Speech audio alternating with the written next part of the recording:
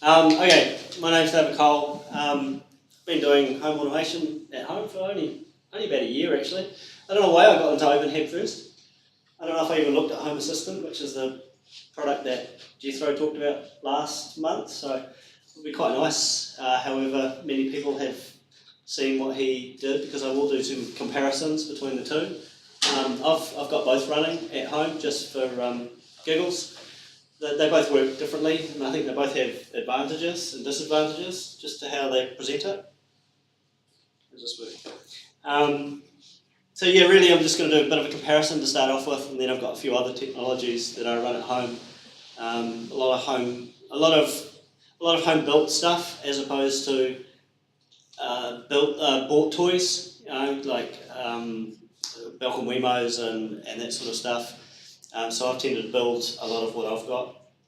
So what I've found with OpenHAB compared to Home Assistant is that OpenHAB's got quite frequent releases. It's a Java-based application, so it's a honking great big set of jar files that come down. Its upgrade path is not great, to be honest. It can, especially on Windows, it can tend to break itself when you're doing upgrades on it. But their community is pretty structured in terms of how they do their release management. So they have nightly snapshots and then fairly frequent releases.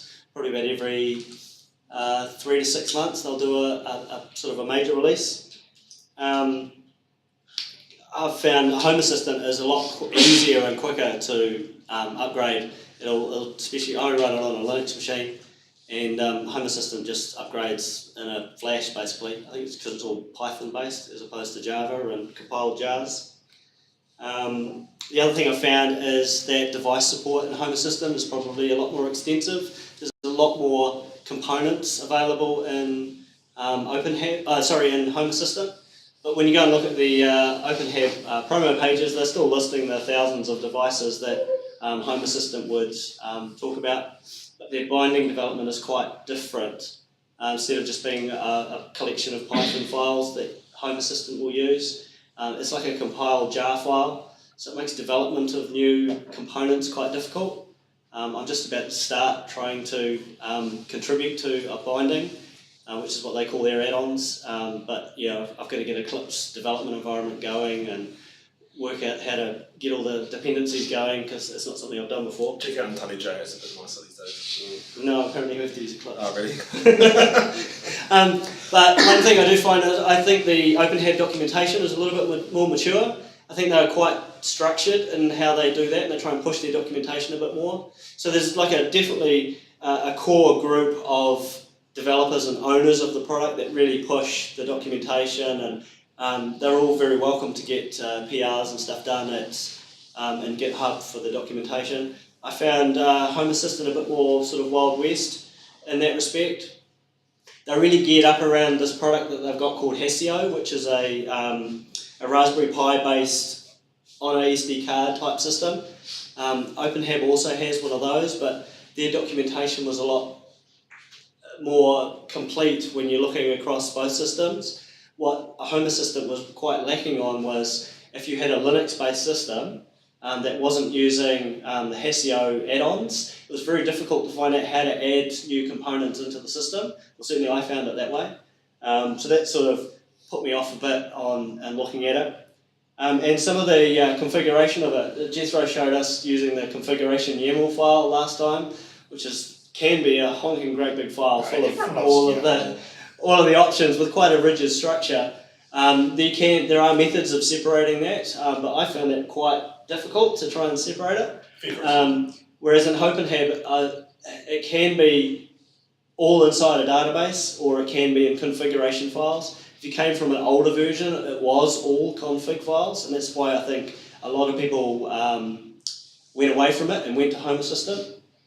But all of these config files I thought were in quite a logical structure. You can break them up and separate them any way that you want without having to deal with restarting services. If you change a config in OpenHAB, it'll generally just pick it up on the fly without even thinking about changing it. So you can add new items and remove them, or change rules or anything without having to restart the service. rules in OpenHAB are sort of a Java-based language, whereas in Home Assistant it's more of it's its own sort of plug-and-play type language. In some ways I find OpenHAB you tend to overcode because you've got almost the full version of Java to play with, so you tend to write a screed of codes for doing simple tasks. So depending on who you are will depend on whether that's a benefit or not. I think it's a lot simpler in Home Assistant. But there are aspects, like I asked a few questions about turning on a light when XYZ happens and then turning it off like 5 minutes later. And I ended up having quite a big discussion with some Home Assistant people of how to do that inside one automation. Whereas in Home Assistant, in OpenHAB, that's quite simple. You create a timer, you start the action, 5 minutes later the timer turns the action off, and it's a lot simpler, but you have to write Java to actually do it. Again, it's a matter of if you're comfortable with code or you'd rather do something a bit more plug and play. So these are the interfaces that they've got. This one over here on the left is the iPhone, so it's an iPhone app for OpenHAB. It's pretty basic and pretty simple. This other one is a user interface that they have called HAB Panel, or HABmin, and it's designed for tablets and devices. You can have it per device config or a server-based config. I can show you these later, these are just static images. But it's designed for touch. So if you wanted to have like everything, which is what I have in this one, it can be a little dangerous because you can turn my computer off, you can turn my central heating off without paying attention to any rules.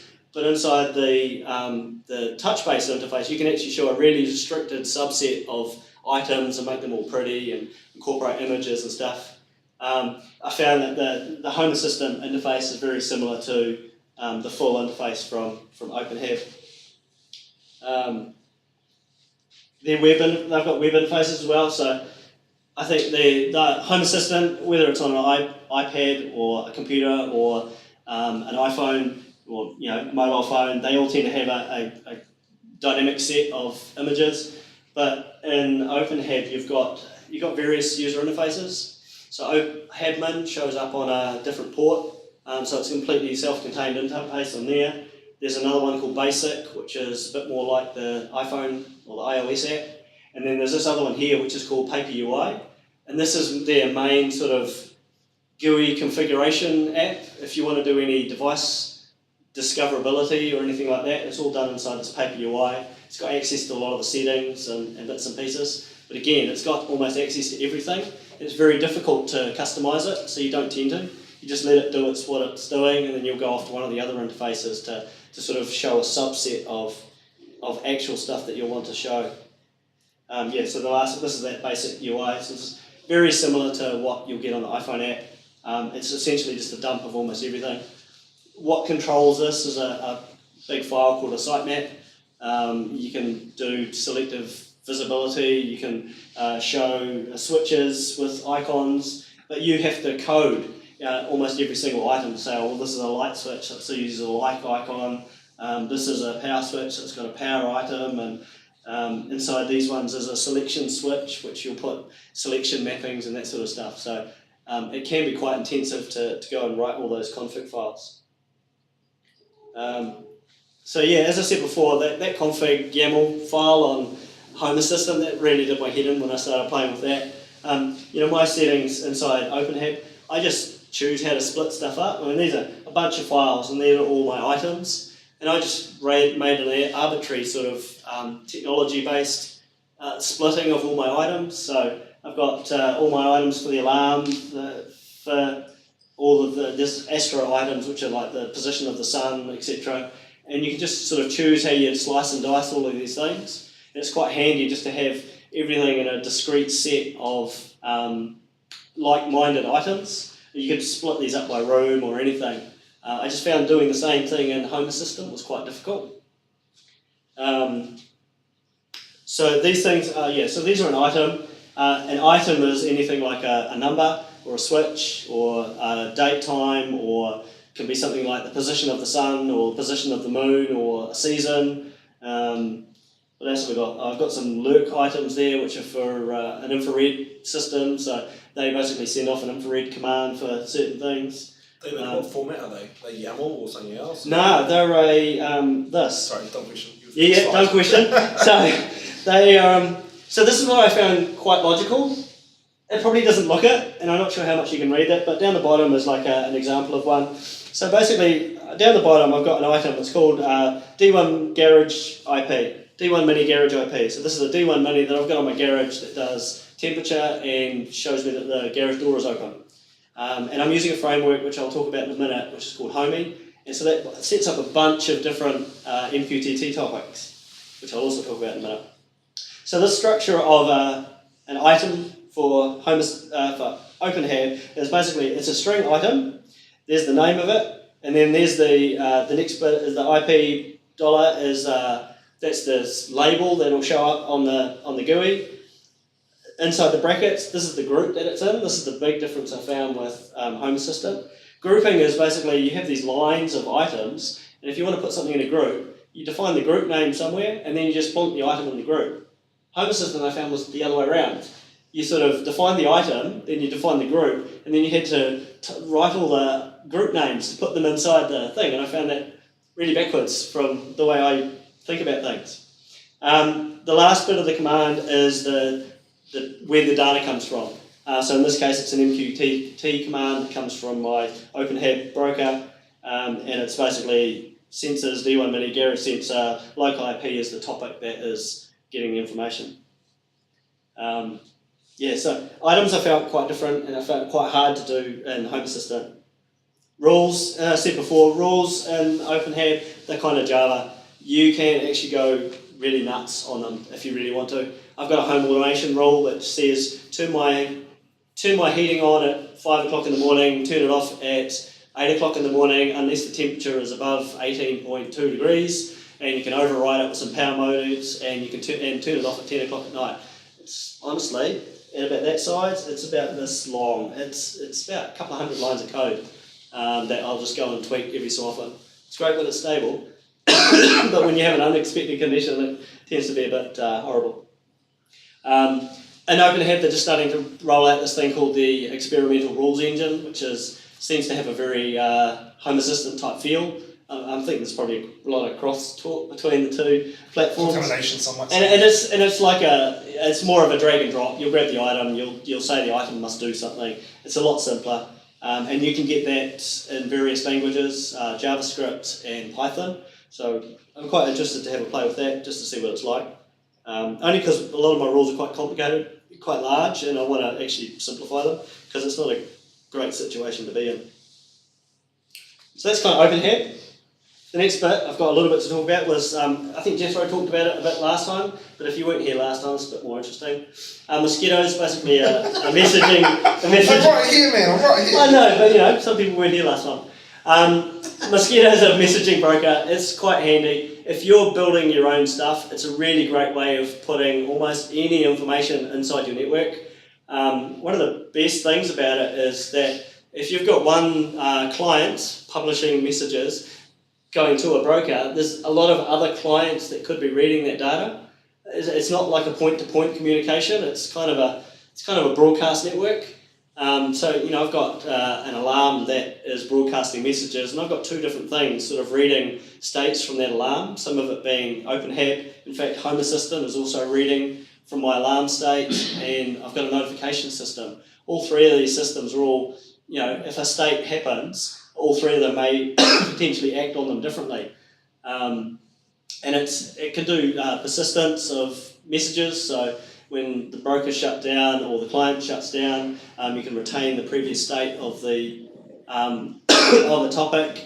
You can do this other thing called last will and testament. So when you start up a client, it can post out a message, like a good one is an online topic. And then the server, when it detects a disconnection from that client, can broadcast a, say, not online state. So if client comes on and says, I'm online, the server will keep responding to it, and when that device goes off, the server will actually post an offline message, so you can use it for showing if your devices are connected or not. It's actually quite a handy little trick. So Mosquito's got client libraries for C#, Java, Python, C, so you can get it through Arduino IDE. I think I've played on most of them just for giggles. It's quite fun to play with. And you just pump all sorts of information into it, and then it's just a matter of how you consume it. Home Assistant and OpenHAB obviously got very good support of it. You'd sort of lose out on that if you were using things like a Vera Smart or Samsung Smart Things. I don't think they run it by default. But yeah, it's just a really handy sort of broker to have running on your network at home. So a follow-on to Mosquito is when you start dealing with things like D1 minis. So excuse the disgusting soldering job. I hadn't soldered for like 10, 15 years. But you can get these D1 minis. They're about an inch square. You can probably buy them for about $5 each. They're a little single board computer. And then you run the Arduino IDE or Visual Studio Code, and you can put down little C programs on them to do various things. So this particular one, the D1 Mini, is actually here in the background with the vertical, I don't know what they call that thing, that might be the chip actually. But sitting on top of it is a thing called a DHT shield, which is a temperature sensor. It's a really stupid place to put it because it gets affected by the CPU. So it actually elevates the temperature a little, but this is the one I have in my garage, and I don't really care how cold that is, I just put it on for the hell of it. But that wire goes off to a reed switch. So this thing's sitting inside a box which sits above my garage door, and it's basically a reed switch on my garage door that'll publish a garage door open or garage door closed message. That's all it's really for. And then the temperature just comes out every so often. But when I started playing with this stuff, you had to write all the code for Mosquito. So you had to go and get all the libraries and pub sub, publishing topics and all sorts of stuff. So I found this framework called Homey, which was written by, I think he was quite a young guy, Martin Roger. He's a bit older now. And it encapsulates all of the communication code. So it creates a config file, which you can put your Wi-Fi credentials in, your topic base, and the name of the sensor, and it leaves you to just have to write the code for what is my sensor actually doing, or what is my device actually doing. So in this case, I've got a go and get the temperature, go and get the humidity, write out some log messages, and set the property. And it handles all the communication, and it handles talking to the back to the MQTT broker. It handles connection, it handles disconnection. I think I've got another one that talks about, it uses a really consistent MQTT schema, which is probably one of the things you'll find if you start playing with MQTT, or Mosquito, it's easier to say, that you tend to have messages flying all over the place, and if you're not consistent in your topics, it gets quite rambly and hard to deal with. We're using Homey, it's really consistent, so it has a base, sensors D1 Mini, because that's what I'm using, and it'll have things like all the configure information, MAC addresses. This one's got a reed switch, which has got a state. It's got a temperature setting. It's got a humidity setting. It's got a Wi-Fi signal. It's got an uptime value. And what's the other main one that's got? Oh, the useful is that last one on Testament, which is the online value. And it just makes a really consistent method of gathering information that everything can sort of talk to. The other thing it also allows is over-the-air updates of firmware for the D1 Minis. Now I haven't had a lot of success with that, but you know, you are supposed to be able to do it, and there is a server application that will show you the state of all your Homey-based devices, and then you can see their state, their online state, all the values, and then you can push out firmwares to it as well. So I thought it's quite a cool toy. I think I've blogged about it on GeekZone, just certainly about making this one and how I physically put it together, because I needed to keep some reference, because sometimes dealing with all the pins is a pain in the butt. Okay, so that's D1 Minis. The other one that is kind of more of a conceptual topic is dealing with an alarm if you can. So I have some bridging software that's written in Python which exposes my alarm via IP, so it's got an IP connection, and it's a Paradox alarm, and it exposes all of that to Mosquito, to my MQTT. And if you can get access to controlling your alarm, I think it's one of the best things you can do. It gives you like in-house presence detection of somebody's in a room. My house has got reed switches on a lot of the external doors, which are all wired in. So you can do things like when the door opens and it's night time, turn on an outside light. You know when somebody's wandering in, you could flick the light switch, but the light switch is sometimes not convenient. Turning it off, turn off all the lights at 10 o'clock at night. When somebody's home because I've armed or disarmed the alarm. So you can do other things like, I use the alarm arming and disarming quite a bit. I've got 2 downstairs lights that come on when I disarm the alarm in the mornings. So I can see myself down the stairs because my wife and son are still asleep and it's 6 o'clock in the morning. So I turn on a couple of lamps and I turn on some outside lights for when I leave the property. This also happens when we arm the alarm, so when you're coming home it'll do the same thing. Turn on a bunch of lights. It can do other things like turn on the heater or it can do other things like I'm away from the house and somebody's been away from the house for more than X number of hours, so turn off the central heating because there's obviously nobody there, or turn off the coffee machine that you've got hooked up to a smart switch. So you can start using it for knowing when somebody's away from the house for a long period of time. So it's quite a useful aspect to try and get access to. I had a lot of hex dumping of this one because it was just pumping out hex codes, so you're reading hex and Python and doing all sorts of weird stuff. But when I finally got it all working, I was really pleased to get it all working, and it's all running on a Odroid C2. It's like a Raspberry Pi. It's been running about 3 months now, and I don't actually think it's missed a beat. It's great. I think one of the last things I'm going to talk about is I still call it ZWave, even though we're over here, so we should call it ZWave.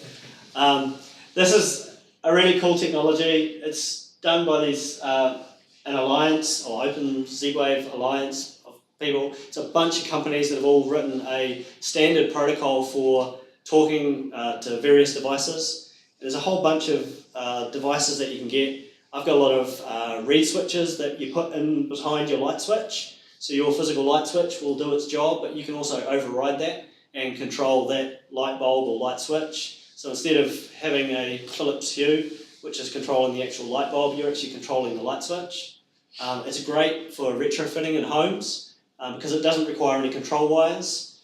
This funny image down the bottom right is actually showing you that it actually creates a mesh network. So this is my mesh of devices. So I've got about 11, 12 devices now, and they actually do routing and mesh network all amongst themselves. So as long as they're within about 10-15 metres of each other, it'll communicate all back to a central controller, and it gives you sort of automation access to devices as well as physical control.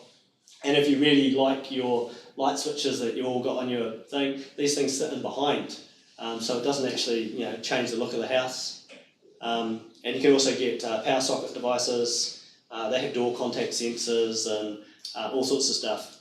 Probably worth mentioning the frequency issue. Yeah, I was going to say that. So these things do have a frequency. New Zealand is on the AU New Zealand frequency, and we get bugger all by comparison to over in Europe. So over in Europe, they've had it for a long time. So they've got things like radiator controls, thermostats, almost you name it. They've got hundreds and hundreds of devices. But they use a different frequency to us, and we use a different frequency from them. The US also has a frequency, so it's technically illegal to import all their gear, and you need a separate controller to run off the various networks. And I'm sure, I don't know what the likelihood is of getting pinged is, but I probably wouldn't like to do it. You did get pinged. Yeah, I have heard of somebody getting pinged. So they'll go around look for broadcasting devices and stuff. But in terms of technology, it's pretty good. It's quite expensive. A relay switch will cost you about between $100 and $130, depending on whether it's doing 1 or 2 circuits and depending on the brands. But they're certified New Zealand devices, so they're not like a Sonoff, an IT Sonoff or a, what are you getting, Xiaomi thing, or a custom built one. So that might give you a little bit of comfort. There is something similar that JCar sell, which is just a pure Wi-Fi device. Which is very similar, which sits in the back of your relay switch, and it's I think an Anki Neo, but I've heard of very mixed success about not using their app to talk to it. Whereas these things all just work. Home Assistant, OpenHAB, they all love it. Vera is a standalone device that will control ZWave. Yeah, honestly, I would recommend those. Yeah, again, a little expensive, but I haven't seen any problems with them so far. They do power monitoring as well, which is quite fun to start playing with. Yeah, last slide. So this is just some of the other components that I've got. I've got this thing, it's called an RM Pro 20, Mini from Broadlink. It's an infrared blaster. Essentially, it pushes out infrared commands. They give it to you with a little iPhone app, which is obviously talking back to their servers. These things do communicate out to the internet, so I haven't done it yet, but it's on its own network, and I haven't blocked that from the network, the internet yet. But it certainly can't see anything else. But I put a bridge in from this chap, Shaba, and I've actually forked it to do some updates to it. And it's basically a piece of Python code that will go through and here's an infrared command, and it will poke it out the other way. So I control my TV, my stereo, which is in a cupboard. You can get temperature off it, but the temperature is a bit garbage. I think it reports about 8 degrees lower than it should be. And it doesn't really like going through a wall, which is kind of annoying because they've got another TV that I wouldn't mind controlling. But they're really simple, and they just sort of sit there, and again, they're pretty rock solid actually. I've got another bridge software, so I run a lot of sort of Python-y bridge software. I've got another one called MQTT and WHAM, done by, I don't know where it's from, JP Men's, over in the States somewhere possibly, or Germany. This is quite a great piece of software for notifications. So it takes stuff on MQTT, some mosquito topics, and it can pump them out to all sorts of different services, like Slack, Twitter, Pushover, Boxcar. I've written an integration to an SMS gateway, which is on Android. There's imaging formats, I think there's Google, there's Gmail, there's a whole bunch of stuff. So anything that this thing can read, you can then pump out as messaging, which is quite cool. It's really handy. And one of the other main components that I've got is I run an influx database, which is a time series database.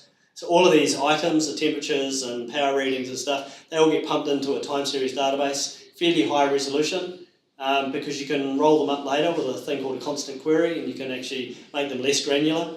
And then you can use Grafana for displaying pretty graphs. So pretty graph there of my temperature inside my house, and then the big horrible line down the bottom is when my central heating came on. And you can see the temperature starts climbing up again. And the only other things I've got is I've got some Unify gear, so there's a Unify binding. I think there's a Unify one in Home Assistant, or if they're in, there will be, because I think Unify our own Home Assistant. I've got presence on this. Yeah, so you can use it for presence, so somebody's on the network, somebody's off the network, you can tell which room they're on if you've got multiple APs. And then like Jethro, I've also got HomeKit.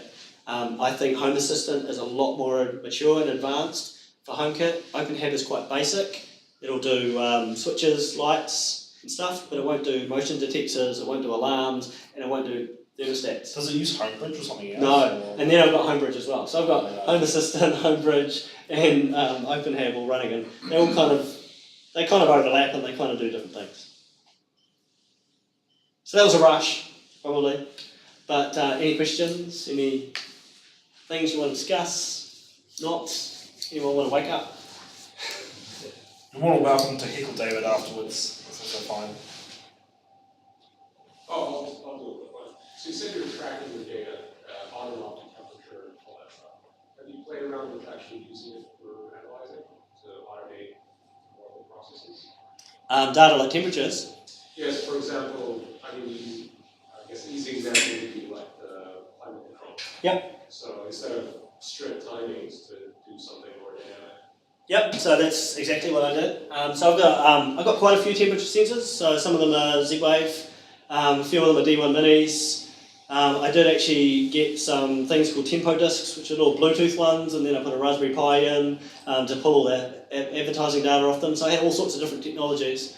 But I've ended up with, I've got one Raspberry Pi with a temperature sensor on it in my bedroom, my wife's, and I've got another one in my son's bedroom, which is right next door.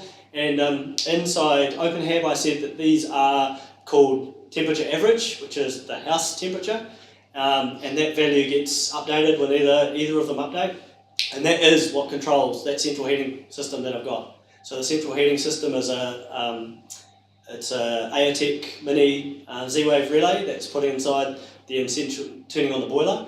And yeah, the rules are time-based, so at 5 in the morning and off at 8 o'clock in the morning, unless the temperature is above 18.2 degrees, or unless the temperature is below 15 point something, then it will override and come through overnight. That was one of the main reasons I started looking at home automation, because when I moved into the house, it was pure time. On at 5, off at 8, didn't matter if it was 20 degrees inside the house, that central heating unit, if you left it on automatic, would come on. Whereas now we've had the whole winter and all of summer, basically it'll get to the point where, oh well, it's 18 degrees, so I'm just not going to turn on. And then I've got a few other overrides and bits and pieces for, you know, oh, I want to turn it on for 2 hours. It's a radiator system, so you tend to have it on for a longer time.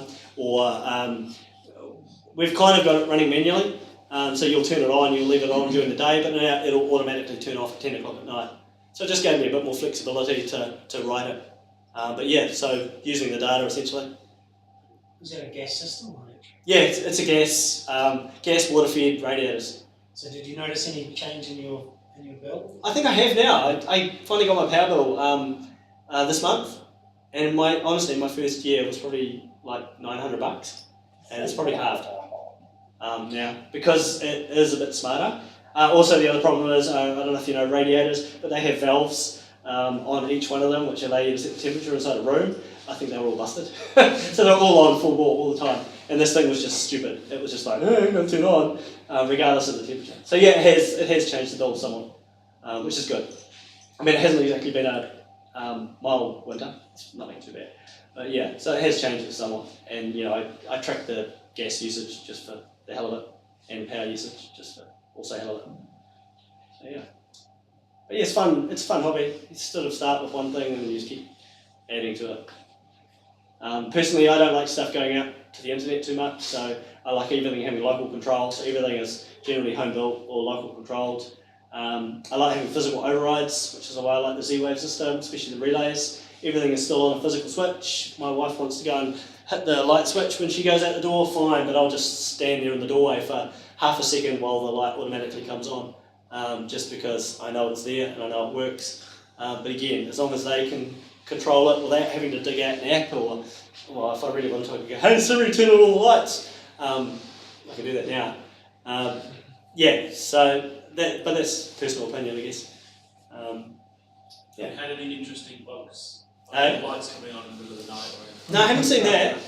I wondered if I had the alarm going off once. It's either that or the cat, one of them. So I haven't really seen that yet. Yeah, lights. Oh, one of them had light cycling on and off. That was one of them I had.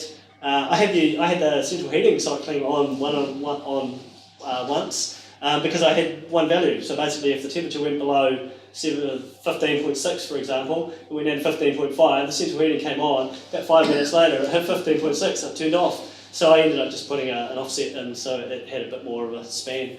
But yeah, I haven't seen too much. And again, a lot of the stuff's not too destructive. The central heating is the biggest one that I wanted to get right. I was probably playing around with it for 3 months, just sort of adding little sections of statements. But it's honestly way too big. I need to clean that up, make it a bit. Yeah. The OpenHAB community is really good for doing these things called design patterns, where they basically technology agnostic, almost language agnostic, and they'll go through and say, you know, well, you should set this item because it's a schedule, and then just check that item, not the schedule, inside another rule. And they're quite good at distilling down. There's a couple of really good guys that are good for distilling stuff down to really simple actions like that, which are probably really handy in either platform. Yeah, both communities I've found quite good on the internet. You know, sometimes you'll be on an online forum and you'll post a message, and 6 months later somebody may respond. Plex is a bad one for that. But yeah, OpenHAB and Home Assistant, you'll generally get a reply in, you know, sometimes minutes, sometimes a couple of hours. You'll have really good conversations with quite a few people actually. Yeah, so they're good communities to be in. Cool. Thanks so much, David, for presenting that. Thank you.